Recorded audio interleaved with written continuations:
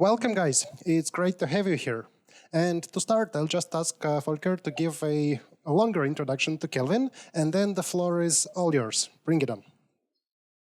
So, hi, everybody. Don't be afraid. It's still a brief introduction. So, Kelvin is a real true Java veteran. He's best known as an author of the initial real-time Java specification, which finally ended in the famous JSR1, the first Java specification request for real-time Java. Before that, he already worked quite some time as assistant professor at Iowa State University, where he already got involved in Java. Later, he founded his own business. He designed and implemented his own real-time JVM called PERC real-time JVM, which is still in wide use today in many embedded devices. Later, he worked for IBM several years, where he hacked on open source programming language toolsets like LLVM, GCC, and Java. And since 2019, we are proud to have him as a member of the curator team at AWS, where he designed and implemented the generational support for Java, which he will tell us more details about today. So it's your stage, Kelvin. Please start. Thank you very much. I should say I've done lots of the design work, but it's been a team effort, and especially the implementation work has been a team effort. And the implementation is not done. It's an ongoing activity. For today's talk, we'll give a brief interview of the overview of the strengths and reasons that we chose to use Shenandoah as the basis for our efforts. Then we'll talk a little about the limitations we found at Amazon with Shenandoah, especially in large-scale deployments. And then we will talk about how we are addressing some of those limitations by adding generational support to Shenandoah. I've got a brief demonstration, and then I'll give us an overview of our status and the directions for ongoing work. So Shenandoah, as it was initially announced and published, targets timeliness needs of 10 milliseconds and below. Typical pauses are around 5 milliseconds in the current deployment with JDK 11, which is where we're doing most of our current efforts. Those pauses are interleaved with concurrent execution phases that typically run 50 to 500 milliseconds. What we're seeing is that these typical pause times will decrease significantly as we move to OpenJDK 17, as various activities of garbage collection are being made more concurrent. What we have found is that there are some trade-offs in order to get these very low pause times. We find that we need larger heaps. In fact, if we're allocating at high rates, we typically find the heap utilization should be around 30% or lower. Otherwise, we experience something called degenerated garbage collections, and I'll talk about that in subsequent slides. The other trade-off in order to support concurrent execution is that there are higher penalties associated with read and write barriers. That depends on your workload, how much of a penalty you experience, but it might be 10 to 15% versus a parallel garbage collection, which is a stop the world. This is some study, results of a study that we performed to compare the performance of parallel G1 and Shenandoah. And we were looking in particular at the average client response time, which gives a good sense of overall performance or throughput. And then we looked at the maximum time required to respond to a client request. And so you'll see that if we look at parallel, in this particular case, with the red squares, that's the maximum time required with a parallel garbage collector to respond to the service request. It remains fairly consistent, independent of the heap size, where we range the heap from 4 to 16 gigabytes. And this is a logarithmic scale, so we're seeing about an 80 millisecond response time. Kelvin, just sorry, do you move the slides forward? We still see the first slide only. So you only see the first slide? Yes, I think so. It's this. Is that what everyone sees? Yep. Because it's, let's see, let me go back to, thank you for alerting me to that. It says I'm screen sharing. Let me stop the sharing. And let me share it again. We apologize for the technical difficulties to your audience, but you know, it's a tech conference, so obviously the difficulties are technical too.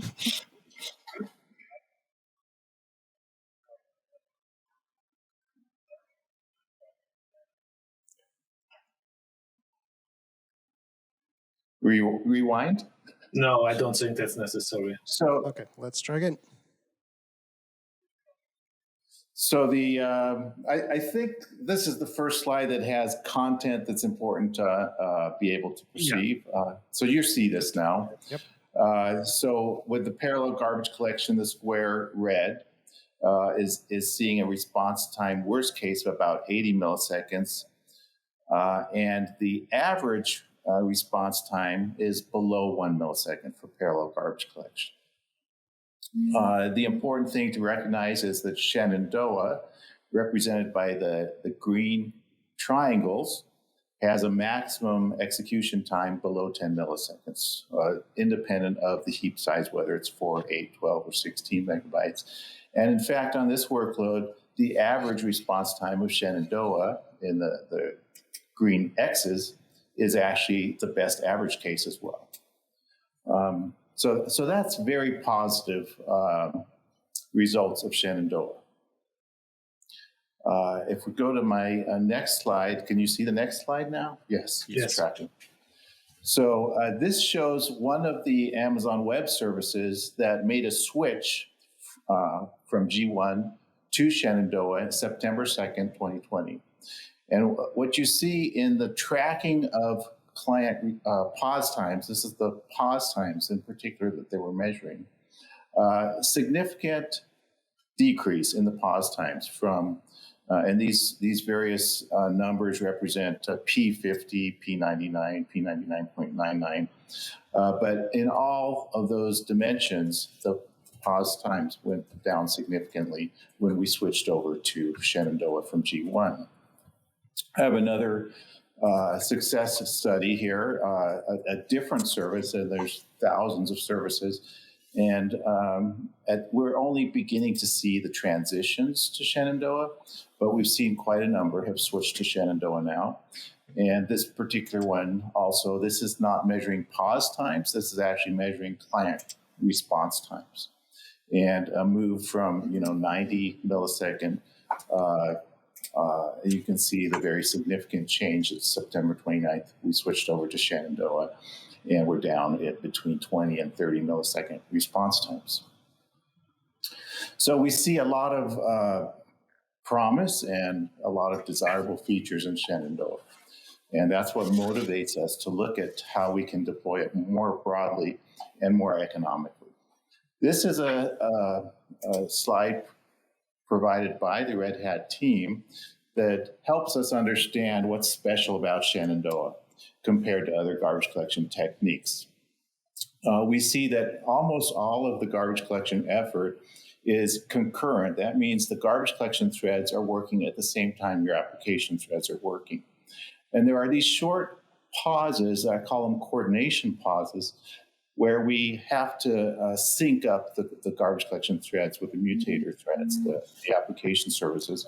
So there's a brief pause at the beginning of marking, and then at the end of marking, there's another brief pause at the beginning of update references, and then a pause at the end of update references. But the marking is concurrent, and the evacuation, where we move the live objects to a new region to defragment memory. And then we update references, which means anyone that pointed to one of these objects that has been moved has to now point to the new location. So that's what update references does. And then once we've finished update references, we continue to allocate new objects. That's the way Shenandoah works. To compare with parallel garbage collection, I overlaid on this original illustration with the similar behavior of parallel garbage collection. Basically, I've got this big red blob here, which means we're paused or stopped the world. No mutator can run, beginning with the marking and ending after we've updated all references. There is a marking activity that relocates objects, and that there's no distinct update routes phase. But the point is, the application is paused the entire time that we're running garbage collection. And then after that's completed, we can allocate new objects. G1 is a hybrid between what Shenandoah does and what Parallel does. With G1, I should make the point that I'm looking at the full GC here, or a mixed garbage collection. Basically, what happens with G1 is if when you're doing young gen garbage collections only, that will be stop the world. But as soon as you do a concurrent mark, which marks everything, then you have to, that concurrent mark is done concurrently with the applications. But then we pause the applications to do the mixed evacuations. I want to make a point right now. It's a couple of points. This second bullet, that the overhead of G1 is greater than parallel GC because there is this concurrent marking phase. So there's some code that has to execute when you modify data structures, which does not happen in parallel GC. Because in parallel GC, you're not modifying data structures while the garbage collector is looking at those data structures. My third point, though, is that there are soft bounds placed on the pause time. So this red blob that is the pause time for a mixed evacuation, G1 places a bound on that by limiting how many regions get evacuated in each pass of the mixed garbage collection. You're going to see something very similar to that in the way generational Shenandoah works. And it's for similar reasons. We want to bound the effort required for what we call a mixed collection. But Kelvin, 1 second. Can you maybe, one of the listeners asked what the target pause times for the G1 graphs in the slides before has been for the test. Do you know that? What are you asking? The target pause times for the G1. So for G1, the typical pause time is around 100 milliseconds. That's the target. You can actually specify on the command line when you start up a G1 what your target pause time is. If you choose a larger target pause time, it will evacuate more regions in each mixed evacuation. If you choose a smaller one, it will choose smaller numbers of regions to evacuate. That's just a rule of thumb. It's not a guarantee, and it's in practice, it's approximated, but it's not something you can rely on, the target pause time. Yeah, I think Marat wanted to know for the graphs you presented, if you know what the pause times were. Those were default configurations. Default, with 100 millisecond target, and it was getting 80 milliseconds. Sorry, thank you. Okay, yeah, that's it. Please continue. Yeah. So we saw this slide before. This is how I characterized Shenandoah and the markets and targets. I want to emphasize here, when we add the generational capabilities, this is why we're trying to add generational capabilities. First of all, we don't want to have this limitation that we can only use 30% of the heap. And so I'm going to cross that out, and I'm going to say, once we give you generational Shenandoah, this limitation is no longer in force, or at least not if your workload lends itself to the kind of optimizations that generational Shenandoah is designed for. The second point I'm adding here is how do we achieve that? Well, there's 2 points to observe. Young gen memory typically has a high allocation rate, but very low memory utilization, because by the time you get around to garbage collecting, almost all of the memory that was just allocated is dead. So you might have a 5 or 10, 15% at most utilization of young gen memory in the typical configuration. In a typical configuration, a very small amount of young gen gets promoted, so you have a low rate of promotion. But in the ideal, you will have high memory utilization within your old gen memory. The permanent data structures will be more stable and will not be modified as frequently, will not become garbage as frequently. So you don't need to garbage collect as frequently in the old gen memory. So this summarizes what I just said. With traditional Shenandoah, we target 30% or less for memory utilization. But the goal for generational Shenandoah is that we can support higher allocation rates. We can achieve a 90% or higher utilization of the old gen memory, combined with much smaller young gen memory regions at utilization of 15 to 30%. And if you total that up, you get a combined memory utilization of approximately 70%, which is kind of what we find with other garbage collection systems that we feel comfortable using about 75% of the heap with G1, for example.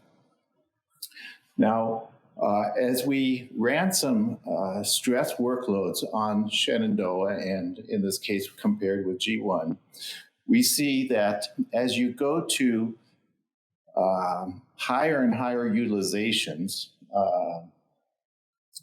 just to give you some scale, some perspective here, at 1408, this is megabytes, we are utilizing 39% of the heap right here. At 1792, we're utilizing 31% of the heap. So we're getting, here we're talking about 70% of the heap or something. G1 is working fairly well here still, the red and the orange, red being max, orange being the average. But Shenandoah starts to degrade kind of significantly as we get to higher and higher memory utilizations, requiring over a second of response time. And so what I'm going to look at on the next slide, we're going to try to understand what's going wrong with Shenandoah right here. Why does it start to behave so poorly under extreme memory utilization? There's something called the Degenerated Gc. So every time we start up a garbage collection, a concurrent garbage collection, we're basically running a race between the application code and the garbage collection threads. The garbage collector is racing to replenish your free pool. The application is racing to consume memory. Shenandoah wants to be smart about when it starts the garbage collection. If it starts the garbage collection too soon, it wastes efforts. It does too much effort garbage collecting. But if it starts too late, the application consumes all memory before the allocation pool has been refreshed. So if that occurs, Shenandoah goes into a mode of garbage collection called degenerated, which is basically stop the world and let the garbage collector catch up because there's no memory available, so the application has to wait. And I'll say that this is something we have seen when we have moved some of our Amazon services over to Shenandoah, and one of our engineers recently made some minor adjustments to the way we decide, to the way Shenandoah, even the non-generational Shenandoah, decides when to start the garbage collection to improve or reduce the chance of these degenerated garbage collections. But for that particular measurement that we were just looking at, this allows us to zoom in and see exactly what's going wrong with Shenandoah. These, I'm going to call it yellow, these represent pauses, and the orange represents concurrency combined with pauses. So if we spent, for example, this says we spent about 35% of every millisecond or every second paused. That corresponds to 381 degenerated GCs out of 3,763 total GC passes. So we did almost 4,000 garbage collections in 10 minutes, and almost 10% of those at this very high memory utilization were degenerated stop-the-world garbage collections. And that is what caused us to have these very long client response delays. In terms of understanding this workload, I just want to emphasize that there's an initialization phase. This is where we're actually measuring the performance of client-server interactions. And then we finish our simulation and we reclaim the data structures. There was no more workload, so we could go ahead and spend 100% of the time just cleaning up the data with garbage collection. But that gives you a sense of what can go wrong with non-generational Shenandoah. So to summarize, what Shenandoah does very well is it allows applications to run without pauses as long as GC wins every race to replenish the allocation pool. And that will happen if we have low allocation rates with perhaps a high memory utilization, or high allocation rates with a low memory utilization. And so that's what motivates our design of generational Shenandoah to use two instances of the Shenandoah garbage collector. We use one instance of the Shenandoah garbage collector to concurrently collect the young gen, and a different instance to concurrently collect the old gen memory. The young gen memory fits the first profile. It has a high allocation rate and very low utilization. The old gen memory has a very low allocation rate and a very high memory utilization. And so our design allows the young gen collector to run frequently at high priority and the old gen collector to run rarely at low priority. Typically, once you start an old gen collector, it will be preempted multiple times by young gen collections. When the young gen collection is not triggered, not active, then all the GC threads will focus their attention on old gen efforts, but only minimal old gen activity takes place while young gen is active. Okay, I'm going to show a simulation study that helps motivate why generational GC allows us to have higher memory utilization than non-generational GC. So in this case, the workload consists of a live memory utilization of 33 gigabytes and an allocation rate of 10.8 gigabytes per second. We're assuming a certain number of cores dedicated to garbage collection, which gives us a certain bandwidth in processing of live memory as part of the garbage collection effort. So it takes us 2.6 seconds to scan and update references and do the concurrent marking for this particular amount of heap and this particular allocation rate.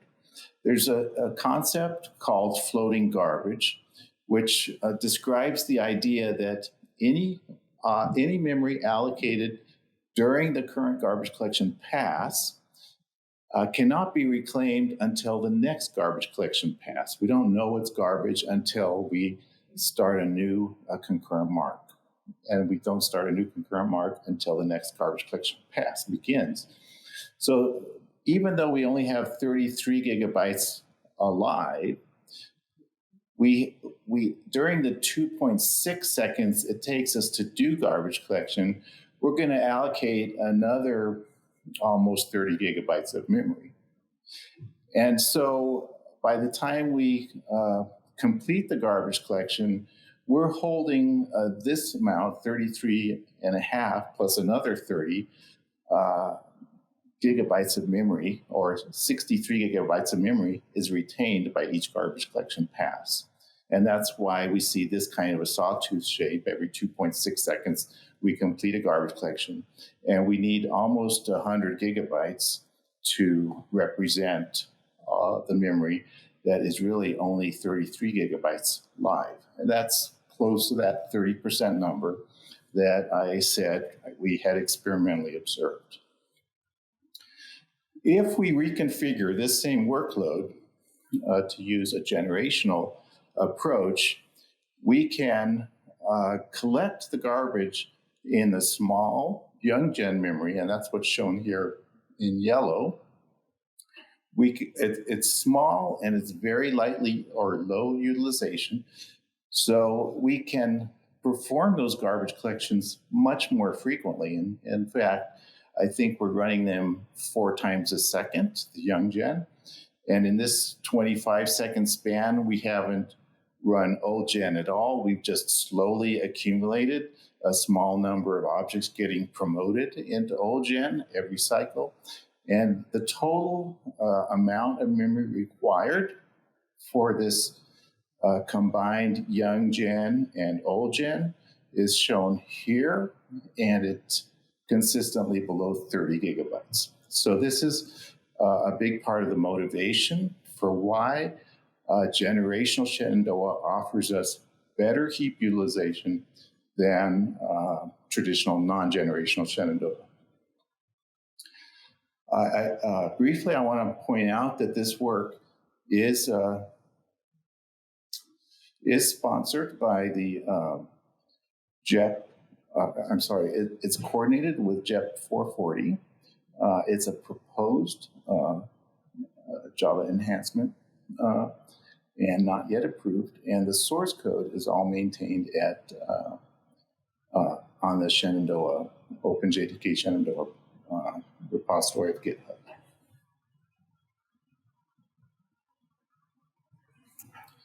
Just a small correction. It's actually JEP 404. The famous 404. Oh. Sorry, typo. Thank you. Did I get the URL right? I did. Okay. So some of the design tenets that we decided when we started our efforts, we wanted to make sure that whatever we did to change Shenandoah would not create undue punishment on the mutator, would not slow the mutator down. We did add a remembered set card marking barrier, and we measured that to be less than 5%, closer to 2 or 3%. It depends on the workload, and it's an area that will get further attention as we finish and begin performance monitoring and measurements and tuning. It's very important to us, as explained by the demonstrations and the motivating examples, to prioritize young gen GC in order to sustain the allocation rates of the mutators. We don't want an old gen garbage collection to prevent young gen from happening. We focus initially on single socket deployments, but we expect that in the future we will pay some attention and optimize also for NUMA deployments. We're very much committed to working in the open source community. We chose to design our plan so that we could demonstrate incremental progress with milestones that are simple enough that we could achieve them 1 month at a time approximately. And we wanted to make sure that those milestone demonstrations were aligned with our product development. We didn't want to take long, big detours just for the sake of providing a demonstration. Finally, we want to support production deployments also with staged feature releases. So the first available product will not have all the capabilities that we intend to eventually. Early deployments with this technology even before we have the full capabilities available.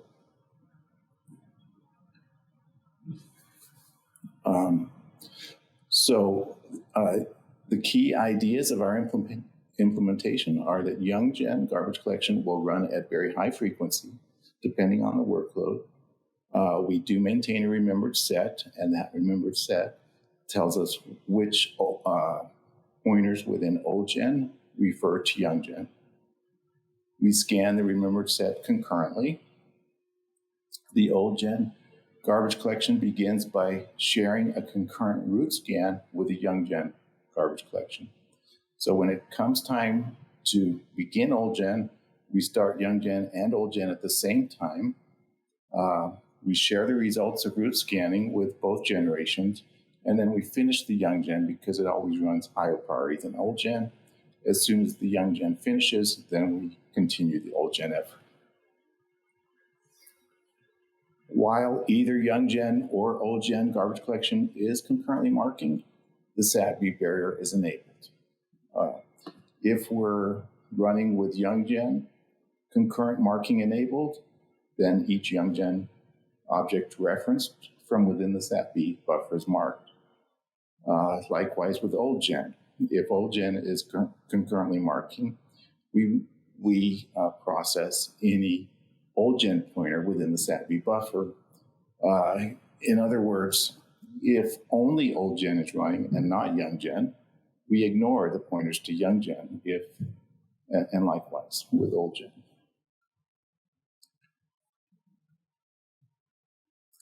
If the young gen wants to run while old gen is active, the entire gang of worker threads will suspend its efforts on old gen, and they will focus on the young gen garbage collection.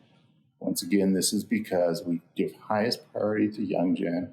It's very important to maintain the cadence of young gen garbage collections because that's what replenishes the free pool so that the mutators will never run out of their high allocation rates. Okay, so then once we finish an old gen concurrent marking, the old gen will examine all of the old gen regions, and it will set aside certain of these regions to be candidates for future collection sets. Remember I said there's a similarity with the way G1 works. G1 follows each concurrent mark with a sequence of mixed evacuations. They did that because they wanted to limit the pause time because their mixed evacuations are stop the world. We do something similar. We limit the number of old gen regions that are processed or evacuated in each subsequent mixed evacuation phase.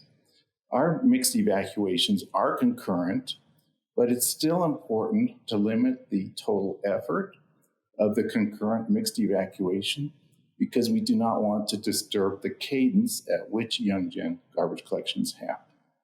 If we were to cause the young gen GC to take longer than what's desired, we would lose the race. The mutators would run out of memory, and we would experience degenerated GCs. So this is an illustration of our architecture.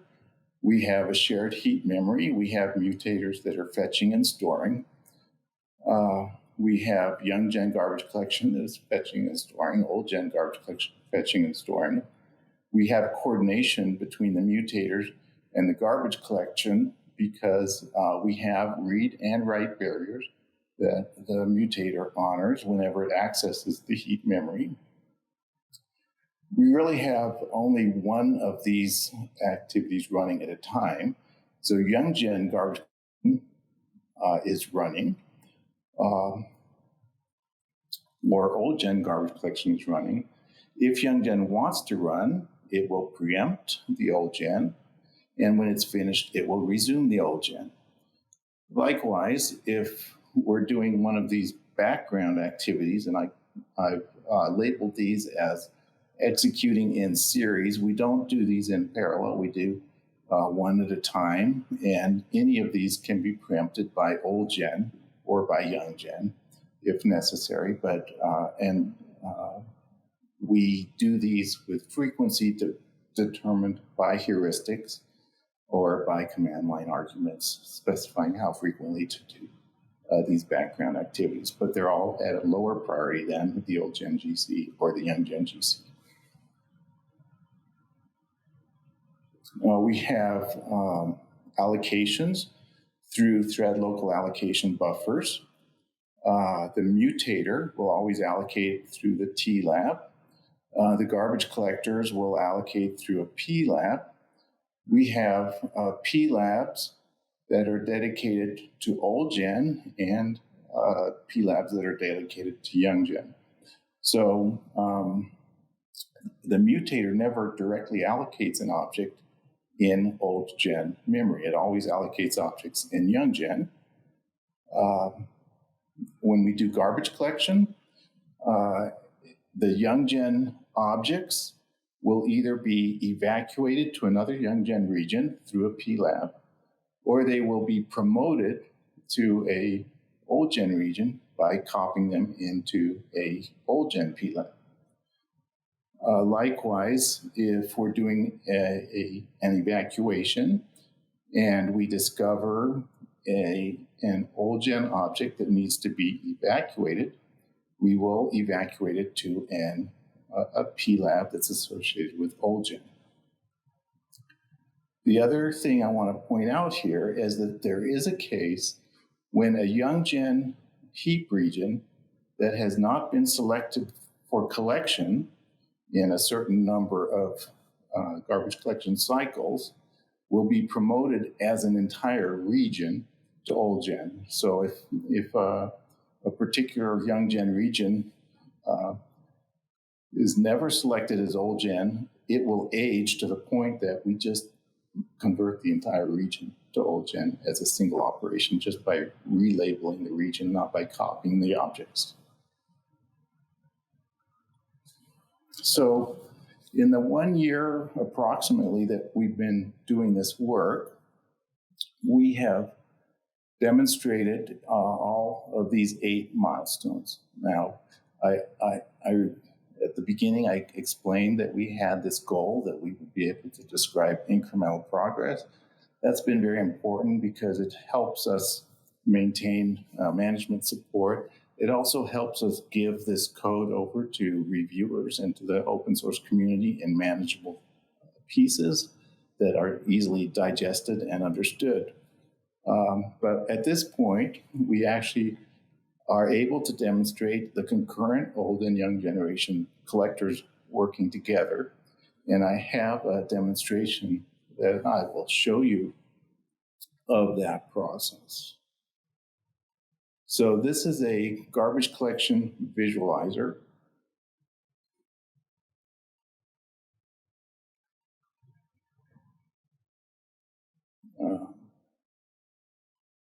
Now it's not working, and it worked before. Let me see. We're supposed to see a animation of this. Let me just check.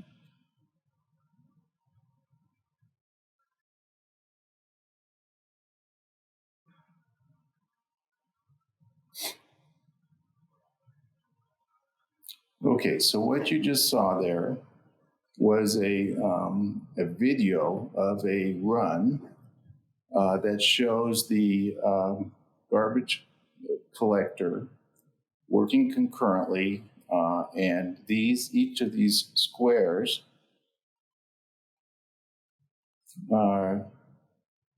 represents 1 megabyte of memory. So in about 2 seconds, this particular workload allocated 316 megabytes of memory. The color of each square is light green, indicating that following marking, each of these regions was determined to have low memory utilization. There's a small green line right here that says we just did a young mark pass. And over here, you see kind of a pink object followed by a white object. Both of those are humongous regions. The first is a humongous region and start region, and the second is a humongous continuation region. And marking identified them as such. And that's how much we've seen so far of the demonstration. And I'm going to let the next little video segment run here.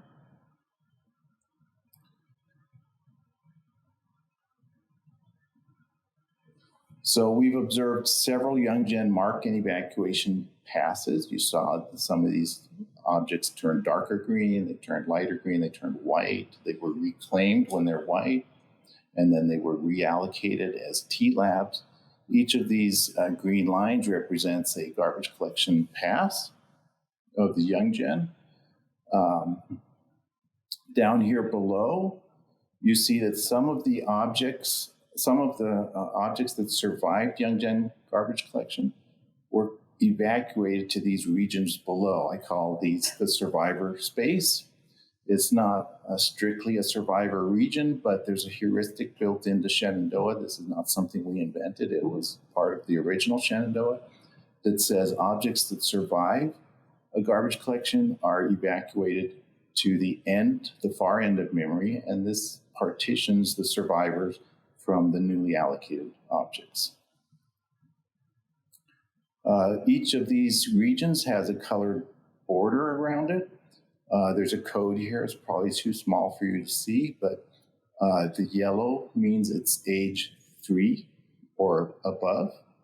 And the intensity, so some of these are darker purple, some of these are lighter purple.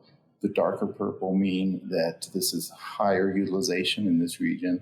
The light purple means low utilization. These purple lines up here represent old-gen garbage collection passes. These are triggered for learning purposes during the startup of the application. Learning means we're trying to figure out how much effort is required to do old-gen garbage collection. The learning feeds into future heuristic triggering events. At this point, our old gen does not yet hold any objects. So this is an area where we need some further improvement because it doesn't make sense to start learning until we actually have a non-empty old gen. But the reason I know there's no old gen objects yet is because all of these regions are surrounded by square borders.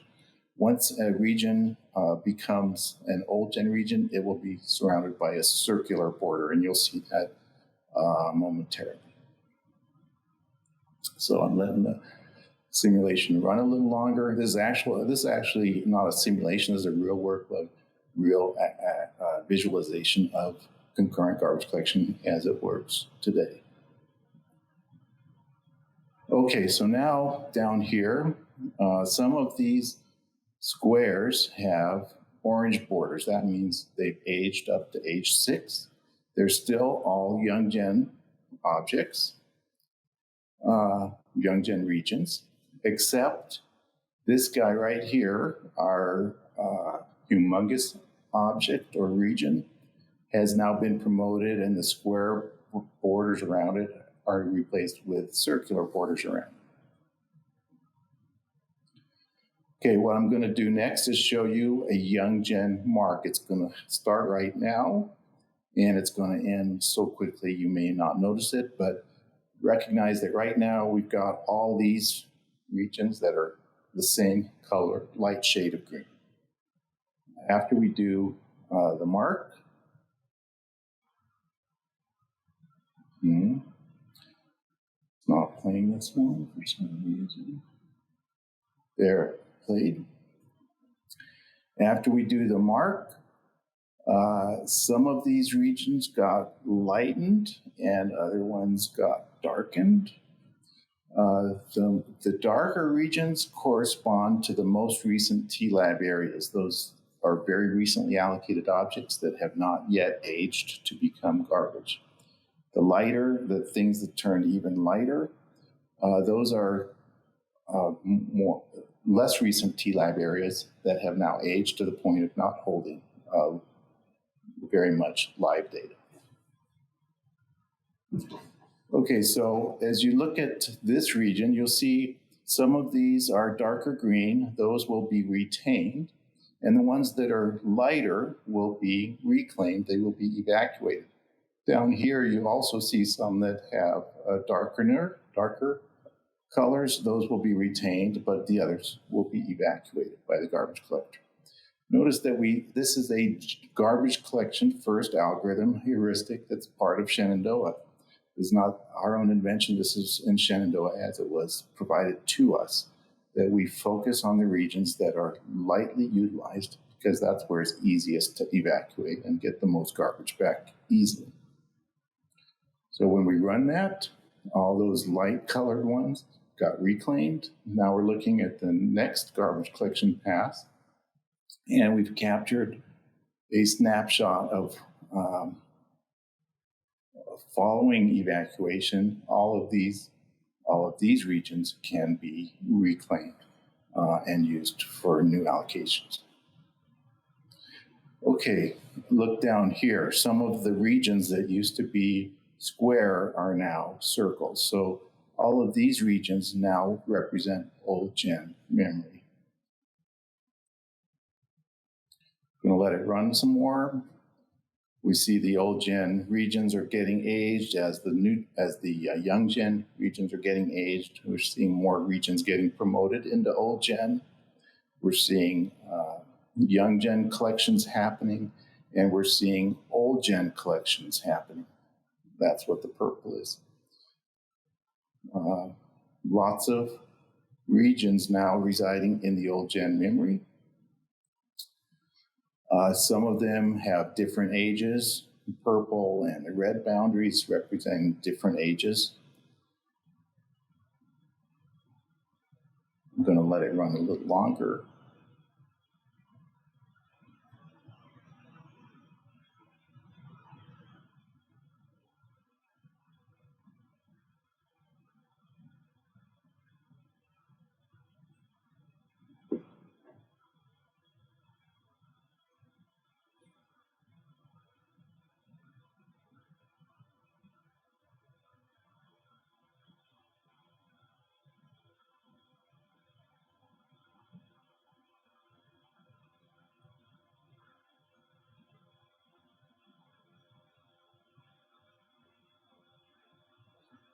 Okay, so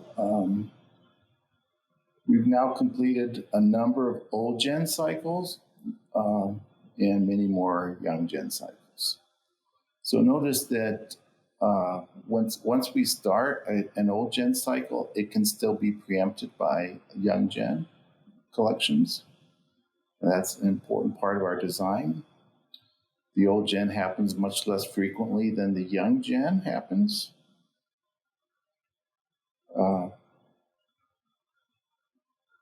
Remember, if you think back to the last snapshot, these four bottom rows were almost all circles. Now many of those have been reclaimed from old gen, and they have been reallocated to start over as young gen memory regions. And now some of our old gen regions are up higher in this survivor space.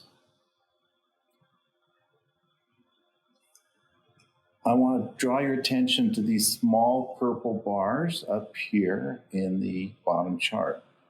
What those correspond to is evacuations, or what we call mixed evacuations. So in each of these mixed evacuations. We just recently completed an old gen concurrent mark, and that gathered up a collection set of candidates for future evacuations. We did a mixed evacuation here, a mixed evacuation, and so forth. We limited the number of old gen evacuations that were processed in each of these concurrent evacuation phases because we did not want to push the young gen off of its collection cadence.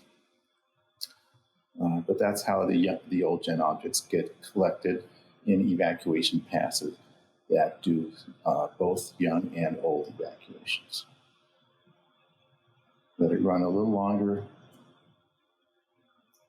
And we're not going to see anything very different here, but you can just get an understanding of how this works in a real workload.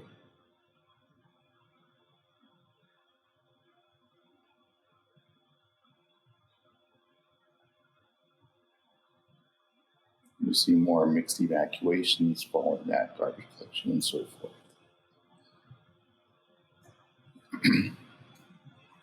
So right now, we're focusing on getting an early access release of the technology available. Kelvin, sorry for interrupting you. Maybe you can say some words on the tool you were using and when the extensions will be available, which I think William did, right? And unfortunately, I can't remember the name of this tool. That was a tool that maybe Alexei knows. It's a tool that was developed and released for use with Shenandoah. Shenandoah Visualizer. It's just called Shenandoah Visualizer. I think that's right. So we have made some enhancements to the Shenandoah Visualizer, and our enhancements are pushed out there in the open source community. We can dig up, if anyone sends me an email, I can send a reference to where the changes are available. But you're not going to be able to visualize the generational Shenandoah until you download and compile our generational garbage collection. But that's also out there in the public. Cool, thank you. So as I said, we're working on getting ready an early access release. Our focus right now is on some performance optimizations. What you saw is the system working as designed, but we know there are a number of things we need to address to make it run with higher performance. And this is an example of some of those tasks that we're currently working on. There's a few features that we broke in order to do our demonstrations. In particular, full garbage collection is not currently supported. We just assert out if something triggers full garbage collection. Full garbage collection is the generation of degenerated GC. So if Shenandoah experiences a certain threshold number of back-to-back degenerated GCs, it will go into an even more severe form of stop-the-world garbage collection known as full garbage collection. In the ideal, once we have our system fully configured and properly tuned, you will never experience degenerated GCs or full GCs, but we need to support it for now. And we don't have that implemented currently. It's something we need to add before we do our early access release. And then we are working on improving metrics. There's a lot more complexity in a generational Shenandoah than in a traditional Shenandoah. So there's a need for greater transparency into what is happening under the hood. And so these are examples of some of the metrics that we plan to provide and add before we make available our early access release. It is intentional that I have not given you a date for the early access release. We do have a plan, but my management has encouraged me not to tell you what it is. After we have early access release, we plan to work on something we characterize as generally available release. Now, the key distinction between our early access and the generally available release is the availability of improved heuristics. Properly configuring a generational garbage collection is much more complicated, especially a concurrent generational garbage collection, much more complicated than traditional Shenandoah. And we find that most developers don't know how to configure it properly. And even if they had the expertise and the knowledge and the awareness to do it properly, it's extremely cumbersome and problematic. And you really want to make adjustments dynamically as workloads evolve. And so a big part of what we want to do is automatically monitor the workload behavior in various dimensions as represented by the improved metrics, and then automatically configure the system so that it behaves properly for the workload in its current phase of operation. And these are examples of some of the new heuristics that we intend to gather and provide to make it much easier to use Shenandoah in its generational form. And you can see there's a lot of knobs to turn here. And as you can imagine, it's very hard to know when to tune them, but there is a theoretical foundation that we can use to find the optimal values for each of those parameters. So after we get our general available release out, we also have a wish list of things that we eventually want to explore, which are beyond the generally available release. For example, if there is a need to do a degenerated GC, we envision that a more graceful degradation would be not to stop the world for all mutator threads, but just some subset of the mutator threads that cannot move forward. For example, if you have a mutator thread that is only accessing memory and not allocating memory, there should be no reason it cannot continue to run in a concurrent mode with other threads that have abandoned their mutation effort so that they can help with the garbage collection effort. We also anticipate that we will, within old-gen garbage collection, because it is a slower allocation rate, that we think it might be appropriate to compact in place some of the old-gen allocations, filling in holes within, that is dead memory within heap regions that are not part of the collection set, but are known to contain large contiguous segments of free memory we can compact in place. We expect that we will use virtual memory mapping of heap regions to reduce fragmentation of humongous memory allocations, and may also find ways to pack additional allocations into the remnant memory within humongous regions.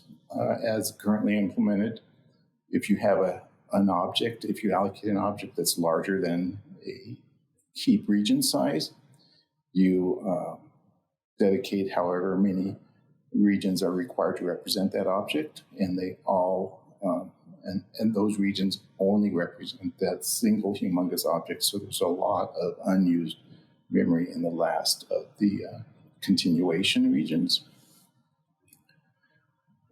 We also, right now, we're using a direct card marking remembered set, but we are anticipating that we may switch to a thread local log, similar to what G1 does for the remembered set representation.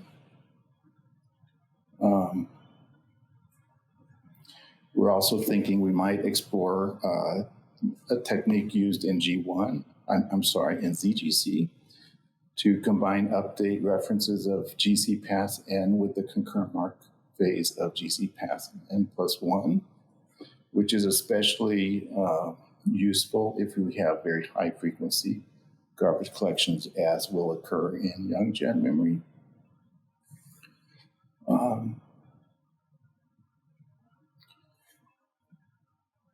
We right now, our remembered set only remembers pointers from old gen to young gen memory. But when we evacuate within old gen, when we do an old gen collection, we also need to know which regions of old gen point to the old gen collection set. So we think right now we scan all old gen following an old gen collection, but we would like to have an enhanced remembered set to reduce that garbage collection effort as well. And something that I've been toying with for probably the last 5 years or so is replacing the to-space invariant with a from-space invariant. This allows a decoupling of garbage collection from mutation so that the mutators have less work to do in their barriers, and you can actually get higher throughput and better NUMA support this way. And so those are some of the things that we expect on the more distant horizon as future areas of emphasis. To summarize the presentation, with generational Shenandoah, our aspiration, supported by experimental measurements and theoretical analysis, is that we will get higher allocation rates, higher memory utilization than we can get with non-generational Shenandoah. That our initial early access release will offer these benefits, but will require manual tuning and configuration of the system. The subsequent general available release will reduce the manual tuning efforts by providing heuristics that will auto-tune the configuration and will adapt to evolving workloads. We anticipate further improvements following delivery of our general available release. And to conclude, I want to say that this effort is very much a team activity. We've got a number of people in Pareto JVM team who are implementing these capabilities together with me and contributing to the presentation and the design. And thank you for your attention. I guess we have a little bit of time for questions.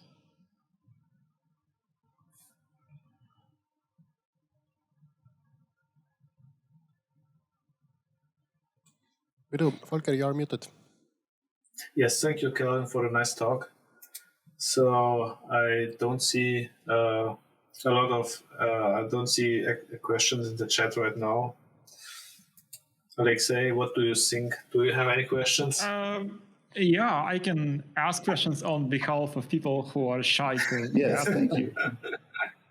I actually do have some questions of my own as well, so you can show me too. Oh, sorry, glad that I forgot about you. So then, please go ahead. I am less familiar with Shenandoah, but in the very beginning, you mentioned that one of the key goals was reducing the memory overhead when using Shenandoah GC with the memory-intensive workloads.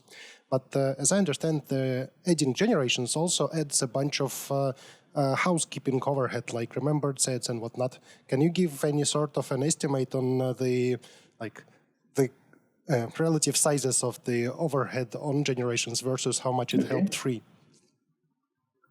Yeah, well, so the remembered set implementation we're using today is card marking, and that is using 1 byte for every 512 bytes of heap size. So that's, a 0.2% or something like that. It's a small overhead on the total heap size. And as you saw in one of the simulation studies, the gain is more in the order of a 2/3 of reduction in the total heap size by properly pacing young and old together. So besides the memory footprint required to represent the remember set, there is the overhead of maintaining a member set, and I think I mentioned it's 3%, something like that is how we've measured it on overall throughput. Thanks. And another one to follow up, if nobody minds. So 18 calls sort of code constructions for making the support for generational GC. How much of the patch sets are we talking about here? Are these like huge pages, or are they relatively short? So we have been able to reuse large amounts of Shenandoah. As I said, fundamentally, this is we run 2 concurrent instances of Shenandoah garbage collection concurrently. So some of our patches are larger than others, but in general, it's I would say probably less than 5% of existing Shenandoah code is being touched or modified by our work.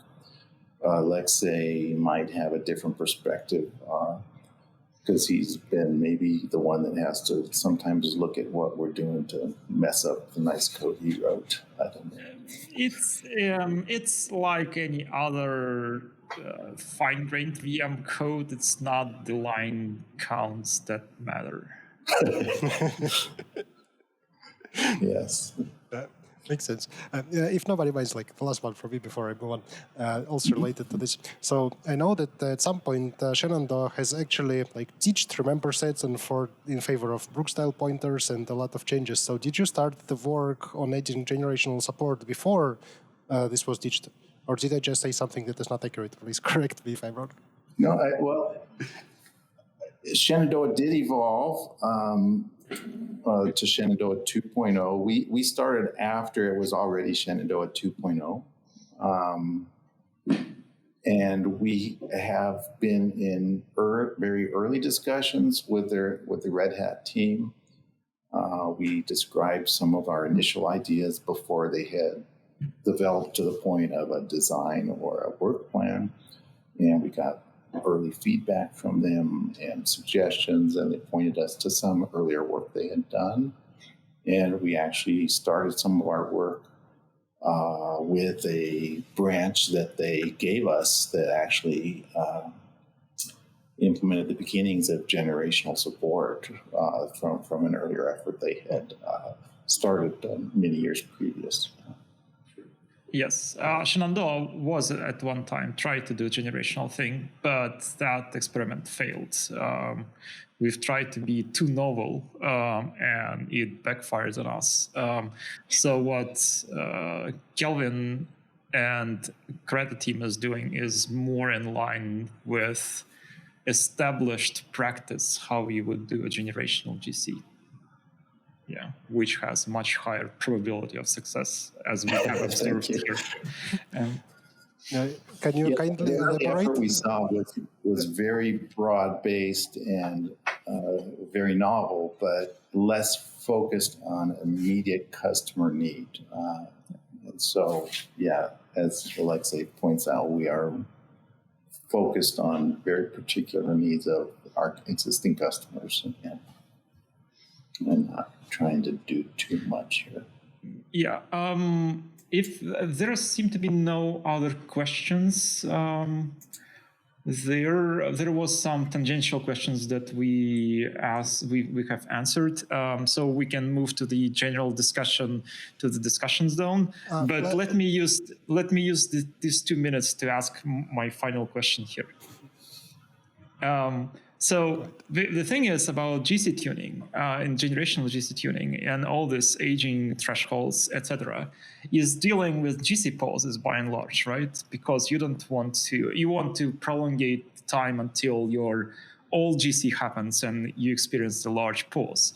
Do you really care about the tuning that much with the fully concurrent generational GC? Well, see, it's not okay. Our old gen is concurrent also, so there's no special pause associated with old gen. Yeah. What we want to do more than anything else is make sure that there's never a lack of progress through the pipeline. So if we delay old gen too long, there won't be space in old gen for young gen to promote objects. And if you can't promote the objects, then they're going to accumulate in young gen. Then you're going to have an unsuccessful young gen collection. And then you're going to have to stop the world degenerated behavior. Yeah. So it's very important that the old gen makes appropriate progress and the young gen makes appropriate progress in pace with each other. That's what the tuning heuristics are all about. Makes sense. Thanks. We actually do have a bit more time than that. So one more thing. Were you, Alexei, intentionally vague about the way that your effort with generational support backfired on you, or can you give some details on what really happened? I'm sorry, my camera is not working, right? Yes, it was two cores for its own good. We've tried to track the dependencies between the regions, which gives you first the quadratic complexity in the footprint by the number of regions, even if you just record the the single bit reference between the regions. And the problem is, if you do more than 1 bit per region, you blow up the footprint. And if you still do 1 bit, it's 2 cores for any partial collection to actually work efficiently. So this thing that parallel GC does, the card mark is half of kilobyte per bit in that card mark table, is kind of a trade-off between the footprint that you have and the accuracy that you get. You take too much space for the remembered set, you have problems processing it, not to mention the additional footprint that surprises users. You allocate too few bits and you have no verbosity in your generational tracking to get any good. From the collector's perspective, most of the time, most of the young generation is alive and you promote all of it every time. So we did have partial success on the fully young workloads when your young gen is so not referenced from old GC. So the just the stray reference hooks up just a little bit of the young gen. But in realistic application, you have the very sparse connection graph between old and young, and you have to have some sort of verbosity there. So okay. Linear remembered set is the good thing to have. This is a classical approach. It's the reason. There are reasons why it's classical. Thank you so much. And let's just move on to the discussion zone now. Thank you for the very detailed answer. And see you. Thank you.